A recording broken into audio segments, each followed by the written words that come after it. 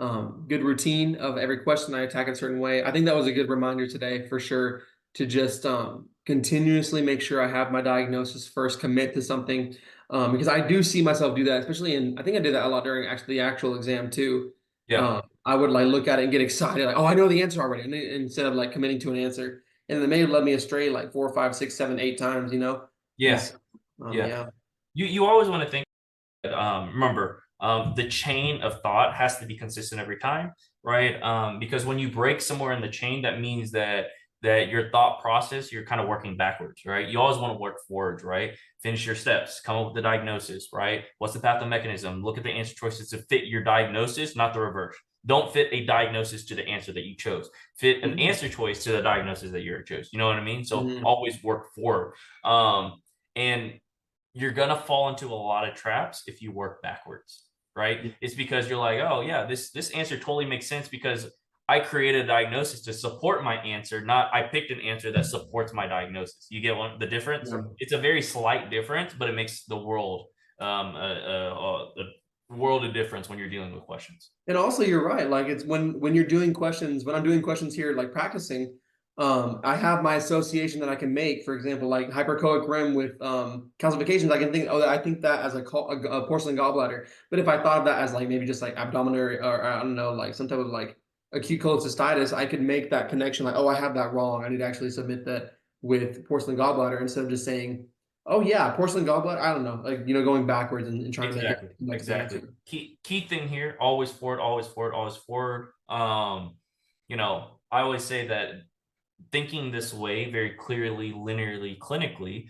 helps you in so many ways, right? It helps you kind of deal with not like I keep mentioning this to you, it doesn't help you just with step one, not just step two, not step three, but also when you do your rotations, right? You're not going to get answer choices or work backwards when someone asks you a Yeah. question during your wards, right? On rounds or things like that, right? You got to be like, oh, okay, so the diagnosis is this. If I want to treat it, right, then I probably have to do something with this, right? There's no, hey, so these are the five choices you have. What do you want to do? No, no, no, no, no. We want you to create that solution, from scratch. And so if you think like this, you've already built the building blocks of how to think clinically, right? In real life, not just on the test, but also in real life.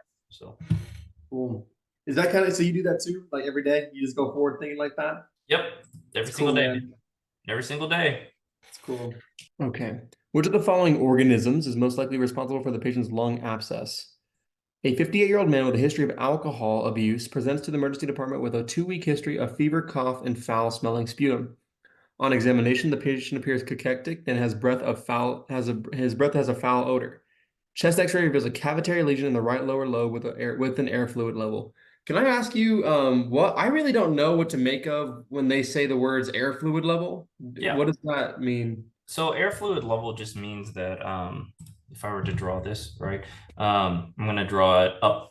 I'm going to draw the alveoli. Let's draw in kind of the classic formation that is kind of stemming, from the side. So if this is an alveoli, right, you have some kind of fluid, right, that because of gravity, fluid is what is more dense than air, right? Mhm. And so you have some kind of fluid that sits at the bottom, and then you have air, right? And so when they mean air fluid level, they're talking about how either an abscess or have you like in this instance like an abscess, right, an abscess pocket, and air fluid level just supports that even more, that there's liquid that sits at the bottom with air kind of on top, which is what they call an air fluid level, right? Yeah. And so that points you more into a direction of there's either an abscess pocket in the lung or an empyema, which is just another pus pocket in the lung. So something like that is what you're thinking of, especially every time you mention air fluid level, that's what they're trying to say.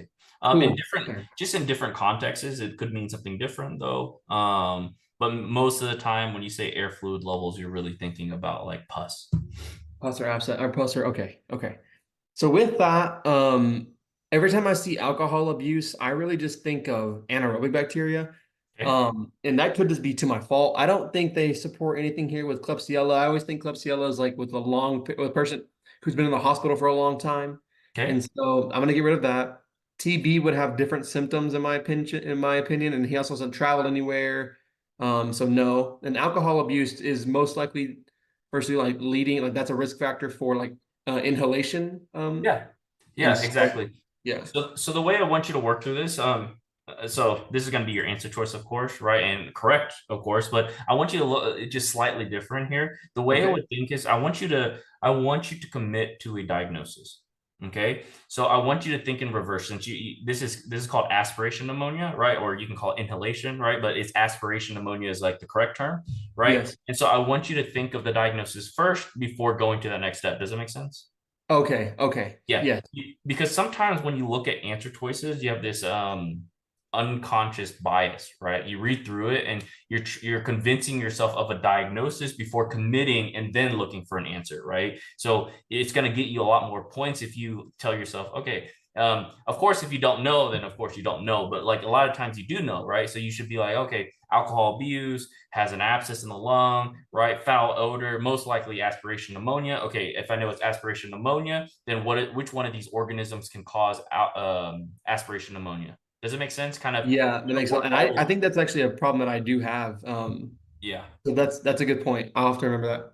Yep, always work forward, right? If you commit to a diagnosis, so think of it like this: if you commit to a diagnosis and your commitment was wrong to a diagnosis, and you picked an answer choice that it ends up being wrong, but you supported your diagnosis, then you're pairing it together. You get what I'm saying? So when you're Mhm. right, you're really right. You get what I'm saying? So then you can learn. It's like, oh, you missed a question because you got the wrong diagnosis, right? And so then that's an easy fix. But if you're always working backwards, then it's hard to pinpoint, oh, why did I miss this? Oh, it's because I was looking through this and I'm picking, oh, it's anaerobic bacteria because that's usually with alcohol. And then you didn't connect that with aspiration pneumonia. You know what I mean? You're Oh, missing a yeah. chain in the link, you know?